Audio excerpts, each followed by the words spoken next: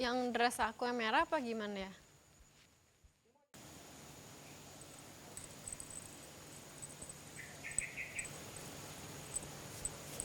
Kayak berkali-kali tuh mikir, gila dari hampir 300 juta populasi Indonesia yang dinyatakan pertama COVID itu kita bertiga gitu.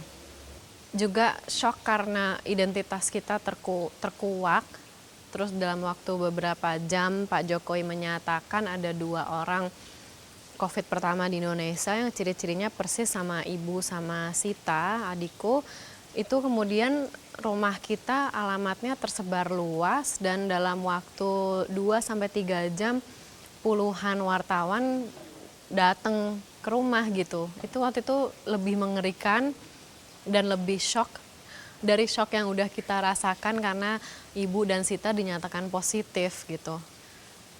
Terus setelah itu kan dalam waktu beberapa hari Instagram dan Facebooknya Sita diserang. Terus foto-foto dia dengan kostum beberapa kostum tari itu tersebar luas di berbagai WhatsApp groups. Kemudian menyusul fotoku juga karena aku dikirain Sita. Kemudian kita juga penari, jadi ada beberapa oknum yang menyalahkan kita, menuduh kita membawa tari yang adalah budaya barat, yang adalah zina ke Indonesia gitu. Di atas kita membawa COVID gitu ke Indonesia. Gitu sih, kemudian disalahin. Ya ada orang yang nggak percaya juga kalau kita beneran sakit gitu, katanya itu set up. Jadi lebih ke seperti itu dan disalahkan untuk segala macam hal kayak orang yang tiba-tiba di PHK itu karena kita, orang-orang nggak bisa kumpul sama keluarganya itu karena kita. Jadi ceritanya itu waktu kita pertama Sita dan ibu dinyatakan positif COVID, sebetulnya di ruangan isolasi mereka saat itu keadaan klinis ibu dan Sita keduanya sudah berangsur membaik ya.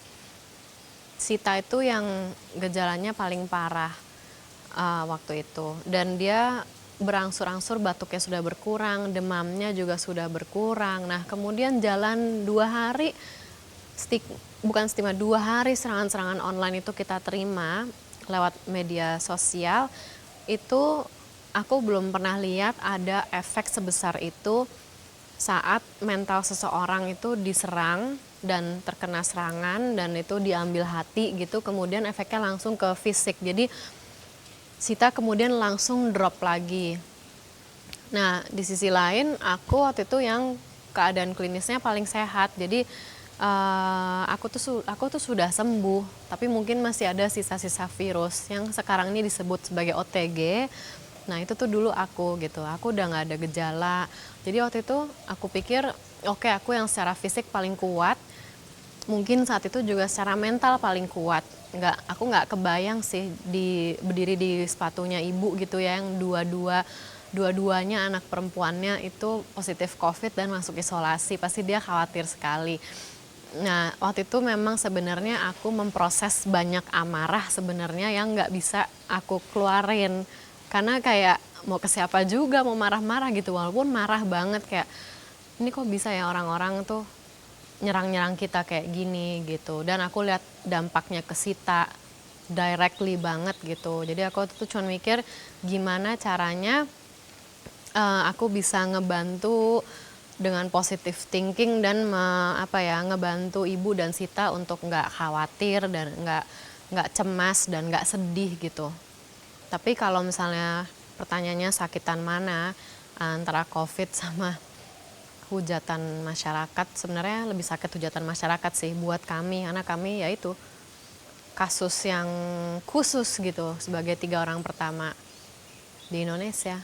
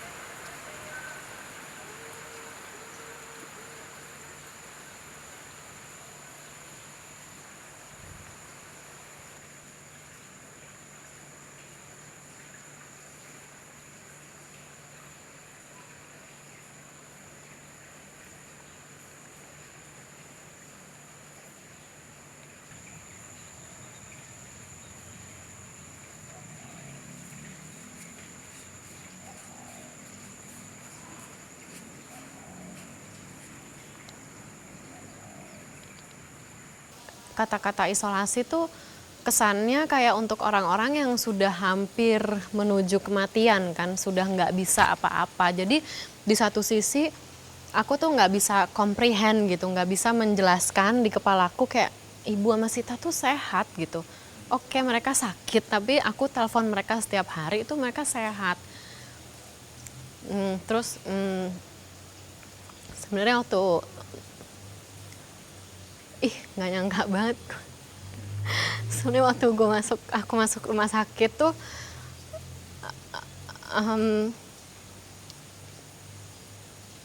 aku kasihan sih sama ibu gitu karena dia khawatir banget kan. Tapi aku tahu kalau begitu aku masuk ruangan isolasi tuh aku ada di satu lorong sama ibu sama Sita. Terus ibu nelpon, Ratri kamu gimana gitu, suaranya khawatir banget. Terus aku cuman bilang, nggak apa-apa Bu, aku tuh ada di sini gitu. Aku malah seneng ada deket sama ibu sama Sita. Jadi kalau aku lihat pintuku ngadep kiri itu ada ibu, ngadep kanan ada Sita, dan kita bisa dadah-dadah. Itu aja udah bikin seneng banget gitu. Udah dulu dong bentar. Anjing, gue gak nyangka banget lah, ini kayak terapi jadinya. Soalnya kalau diwawancara kan apa ya, sama wartawan kan nggak sempet, ya nggak bisa kayak gini ya, mungkin karena kalian teman-teman. Pasti sembuh gitu, soalnya kayak dari awal-awal sebelum heboh aja itu cuman bukan cuman sih, kayak ada keyakinan untuk sembuh. Cuman berapa lama kita diisolasi, berapa lama kita ngerasa aduh muak banget ada di ruangan ini gitu tuh nggak tahu sampai kapan. Tapi kalau sembuh sih, dan ya kangen aja sih, kayak waktu itu pengen banget meluk ibu gitu. Terus aku tuh ngeliat Sita tuh kasihan banget sih waktu itu, kayak sebenarnya kita tuh sering berantem juga ya, tapi kalau udah terpuruk gitu kan kayak ya pengen saling support tentunya gitu. Kita dulu nggak tahu kalau ada undang-undang pandemi namanya yang tidak membolehkan data-data pasien itu diperlihatkan ke pasiennya gitu. Jadi sebenarnya untuk waktu berapa lama tuh kita nggak lihat hasil lab kita, padahal setiap hari selama di isolasi tuh kita di swab, setiap hari dites. Terus kayak bener nggak nih kita COVID gitu, karena ya tapi mungkin waktu itu karena distorsi media juga ya, distorsi media, banyaknya berita hoax kalau sakit COVID tuh separah ini, sedangkan kita tuh sesak nafas aja, puji Tuhannya tuh enggak gitu. Kita bertiga, ada marah banget, apalagi setelah pulang dari isolasi. Karena setelah pulang dari isolasi itu hujatannya ratusan langsung masuk gitu 2-3 hari setelah isolasi, setelah kita press conference pakai kebaya itu yang itu juga lucu banget sih, kayak ibuku tuh kekeh banget ya dari ruangan isolasi, pokoknya kalau mau ketemu menteri harus pakai kebaya, nggak mau tahu apapun itu gitu ya. Terus aku tuh kayak kebaya gitu dari mana, ada temen yang baik hati banget dalam waktu sehari semalam bikinin kita kebaya. Terus ya udah kita datang ke RSP Sulianti Saroso dengan kebaya itu kan, karena ibuku tuh kayak ini tuh simbol Ibu Pertiwi, kebaya tuh simbol Ibu Pertiwi, kita harus pakai. Terus mau ketemu pejabat harus rapi gitu, mensimbolkan Indonesia. Ya udah kita sih ikut aja, terus kita pakai kebaya. Terus begitu kita bertiga ngomong ya, nggak tahu kenapa, terutama pas ibu, karena dia terus ngomong tentang spiritualisme gitu. Itu wartawan tuh diem semua kayak ngeliat sesuatu gitu. Aku sampai bingung. Terus sudah itu kan kita kayak oke, hari-hari kita udah bisa seperti biasa gitu ya. Ya ampun, ternyata gelombang apa tuh namanya nggak tahu deh. Dari orang minta tolong, mereka harus apa, kena COVID, sampai ada yang nyari darah-darah kita sesudah plasma darah. Terus hujatan-hujatan itu, terus interview yang tiada henti. Jadi waktu itu gila sih, dan kayaknya mungkin kenapa aku sekarang juga masih nangis gitu ya. Kita nggak sempet em, nggak sempet apa tuh memproses sebenarnya apa yang kita rasain sih bertiga gitu. Kakakku yang di Bali yang cowok sendiri paling tua tapi ngerasa nggak bisa ngelindungin ibunya sama adik-adiknya karena jarak gitu kan. Padahal dia sebenarnya juga marah banget gitu. Kenapa ini semua terjadi gitu.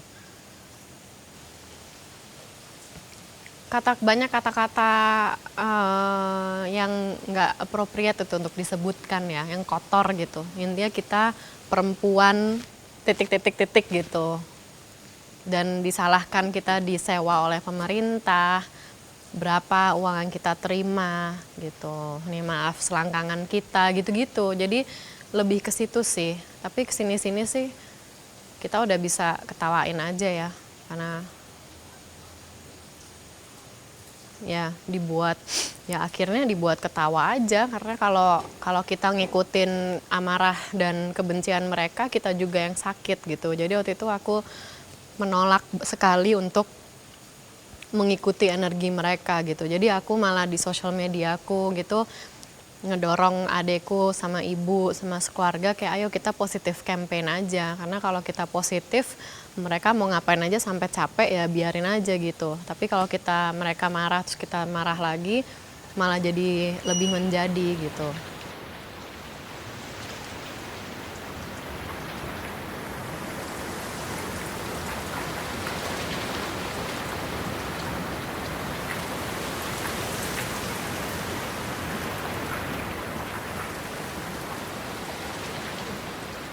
Yang paling disyukuri sih sebenarnya bisa menghabiskan waktu yang berkualitas banget dengan keluarga gitu, terutama ibu, terus sama bapak. Karena kan tiba-tiba kita harus dia itu di rumah aja, terus aku bisa berkebun sama ibu, bisa spend time ngabisin waktu lebih banyak sama bapak, sama istrinya karena tiba-tiba aku ada di Indonesia gitu. Terus ya itu sih. Terus juga kayak perubahan skala prioritas dalam hidup itu sekarang aku syukurin banget juga karena apa ya? Mungkin dari dulu tuh aku ambisius gitu ya, karirku harus segini, pengen mencapai ini segini gitu. Ya itu tetap ada sih, tapi lebih kayak ya udah bersyukur aja, lebih living in the moment gitu. Saat ini nih apa yang disyukuri, apa yang ada gitu. Tetap berusaha untuk masa depan, tapi kayaknya ya itu ada shift, ada perubahan di skala prioritas yang menurut aku positif banget buat aku.